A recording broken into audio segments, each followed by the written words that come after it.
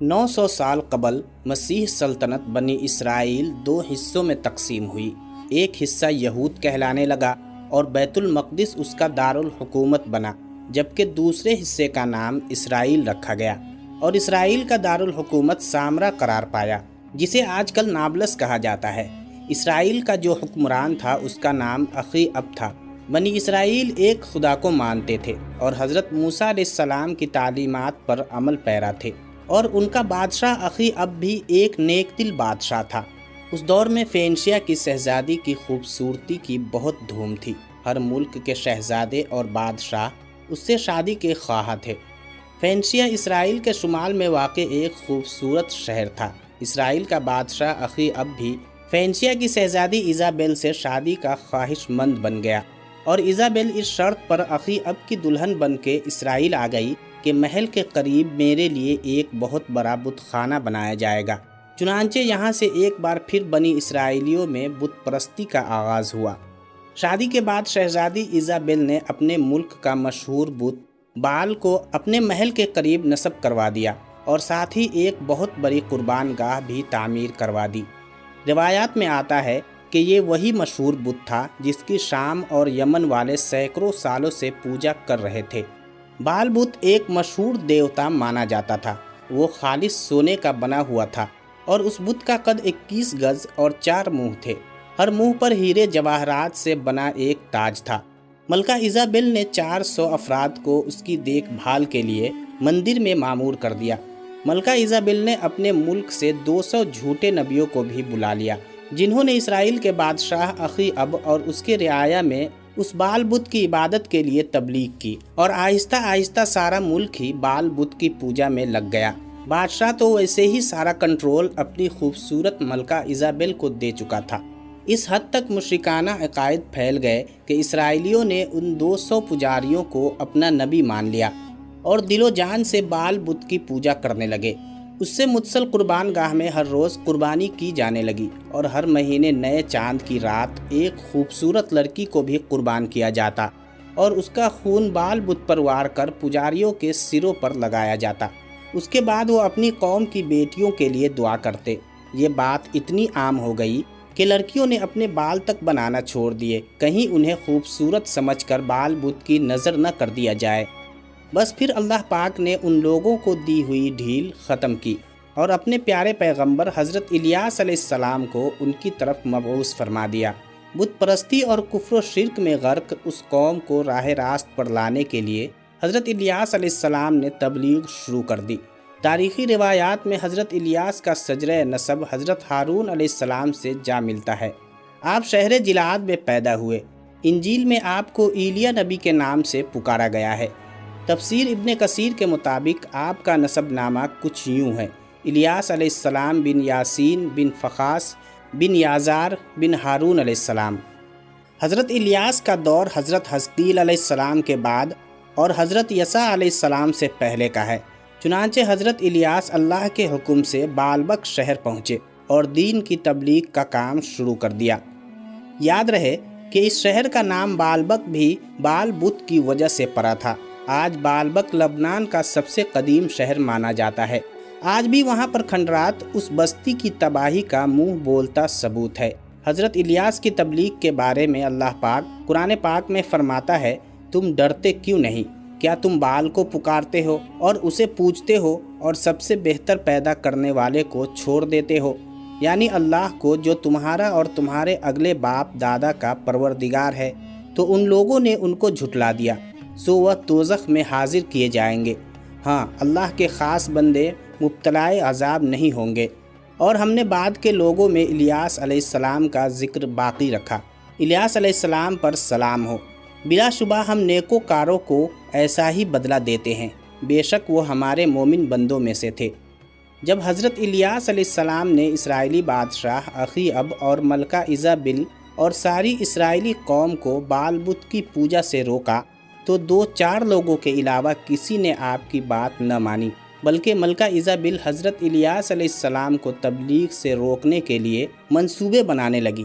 حضرت الیاس علیہ السلام کے حالات و واقعات اور قوم کے ساتھ ان کی کشمکش کی تفصیل تفسیر مظہری میں علامہ بغوی اور دیگر تفاسیر میں حضرت وہب بن منبع اور حضرت کعب الاحبار اور معارف القرآن میں مولانا مفتی محمد شفیع رحمۃ اللہ علیہ کچھ اس طرح لکھتے ہیں: ملکہ ایزابل اس وقت پوری دنیا کی خوبصورت ترین خاتون تھی، چنانچہ اس نے اپنے حسن کی وار کرنے کا ارادہ کیا اور ایک دن حضرت الیاس کو گرفتار کروا کر جیل میں بند کر دیا اور خود نیم عریہ حالت میں ان کے سامنے بیٹھ گئی۔ ملکہ ایزابل ایک خاص قسم کا پرفیوم بھی استعمال کرتی تھی کہ جب بھی وہ کسی مرد کے سامنے جاتی تو اس پرفیوم سے وہ اپنی ذہنی حالت کھو بیٹھتا تھا اور پاگلوں کی طرح ایزابل کے جسم کے ارد گرد گھومنے لگتا۔ لیکن اللہ کے پیغمبر حضرت الیاس پر نہ تو اس پرفیوم کا کوئی اثر ہوا اور نہ ہی ایزابل کا حسن کام آیا، بلکہ حضرت الیاس نے ایزابل کو نظر اٹھا کر دیکھا تک نہیں، بس وہاں بھی کہتے رہے کہ تمہارے 200 نبی جھوٹے ہیں اور میں اللہ کا نبی ہوں اور تمہیں بھی ایک خدا کی عبادت کی تبلیغ کرتا ہوں۔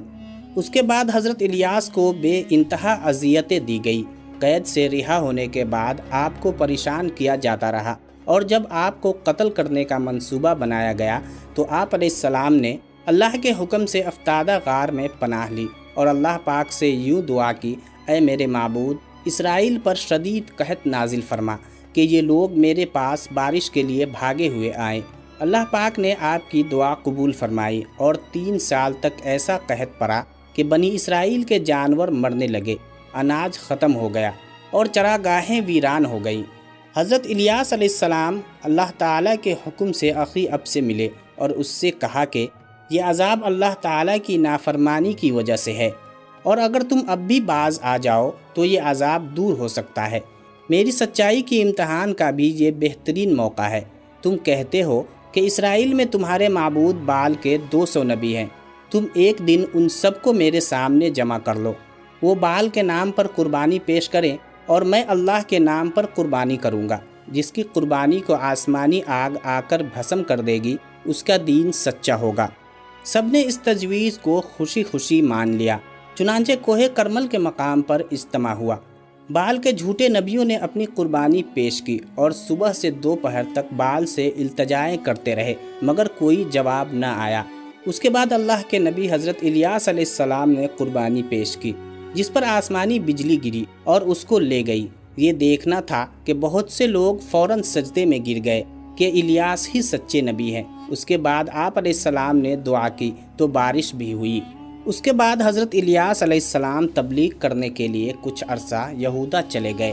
وہاں پر بھی لوگوں نے آپ کی بات نہ مانی تو آپ وہاں پر پیشن گوئی کرائے کہ کچھ ہی عرصے بعد تم لوگ تباہ و برباد ہو جاؤ گے۔ پھر آپ دوبارہ اسرائیل تشریف لے آئے، جہاں بادشاہ اخی اب اور ملکہ ایزابل آپ کی جان کے دشمن تھے۔ روایت میں ہے کہ حضرت الیاس نے اخی اب سے کہا کہ بہت جلد تمہیں اور تمہاری بیوی کو جنگلی کتے چیر پھاڑ دیں گے۔ کچھ ہی عرصے بعد بالبک کو مہلک بیماریوں نے گھیر لیا، جس سے بادشاہ اخی اب کی بہت فوجی مارے گئے اور اس کا فائدہ دشمن ملک نے اٹھا کر اسرائیل پر حملہ کر دیا اور بالبک کو بھی تہس نہس کر دیا۔ بادشاہ اخی اب اپنی ملکہ ایزابل کو لے کر جنگلی راستے سے فرار ہو گیا، جہاں راستے میں اس پر حملہ ہوا اور بادشاہ اخی اب اور ملکہ ایزابل پر جنگلی کتے چھوڑ دیے گئے۔ دوستو، یہ تھا اس حسن کی دیوی کا انجام جس کی لاش کے ٹکڑے بھی شاید کسی کو نہیں ملے ہوں گے۔ اب بات کرتے ہیں اس سوال کی جو کہ اکثر لوگوں کے ذہنوں میں ہے کہ حضرت الیاس علیہ السلام زندہ ہیں یا کہ وفات پا گئے تھے۔ اس بارے میں مختلف مورخین اور مفسرین کی مختلف رائے ہیں، لیکن زیادہ تر روایات یہی ہیں کہ حضرت الیاس زندہ ہیں۔ علامہ بغوی فرماتے ہیں کہ ایک آتشی گھوڑے پر حضرت الیاس کو آسمان پر اٹھا لیا گیا تھا اور حضرت عیسیٰ علیہ السلام کی طرح زندہ ہیں۔ اس کے علاوہ علامہ سیوطی رحمۃ اللہ علیہ نے ابن عساکر رحمۃ اللہ علیہ اور حاکم رحمۃ اللہ علیہ کے حوالوں سے بہت سی روایات نقل کی ہیں کہ جن سے معلوم ہوتا ہے کہ وہ زندہ ہیں۔ حضرت کعب رحمۃ اللہ علیہ فرماتے ہیں کہ 4 انبیاء اب تک زندہ ہیں: حضرت ادریس علیہ السلام، حضرت عیسیٰ علیہ السلام، حضرت خضر علیہ السلام اور حضرت الیاس علیہ السلام۔ لیکن البدایہ والنہایہ میں حافظ ابن کثیر رحمۃ اللہ علیہ لکھتے ہیں کہ یہ روایات صحیح نہیں ہیں، ان روایات کی صحت بعید ہے، اور حضرت الیاس علیہ السلام کا مزار مبارک لبنان کے شہر بالبک میں ہے۔ بہرحال حضرت الیاس علیہ السلام کا زندہ ہونا کسی معتبر اسلامی روایات سے ثابت نہیں، لہذا اس معاملے میں سلامتی کی راہ یہی ہے کہ سکوت اختیار کیا جائے اور اسرائیلی روایات کے سلسلے میں حضرت صلی اللہ علیہ وسلم کی تعلیم پر عمل کیا جائے کہ نہ ان کی تصدیق کرو نہ تکذیب۔ دوستو، اس ویڈیو کو اپنے دوستوں سے ضرور شیئر کیجیے گا۔ آخر میں دعا کرتے ہیں کہ اللہ پاک ہماری تمام بہنوں کو اچھے اور مناسب رشتے عطا فرما دے تاکہ ہمارا معاشرہ امن و سکون کی طرف گامزن ہو، ہم سب برائیوں سے دور رہیں اور نیک اعمال کرنے لگ جائیں۔ اللہ پاک ہم سب کے حال پر رحم فرمائے اور اس ویڈیو کے تمام دیکھنے والوں کی جائز حاجات کو پورا فرمائے۔ آمین یا رب العالمین۔ کمنٹ باکس میں آمین لکھنا مت بھولیے گا۔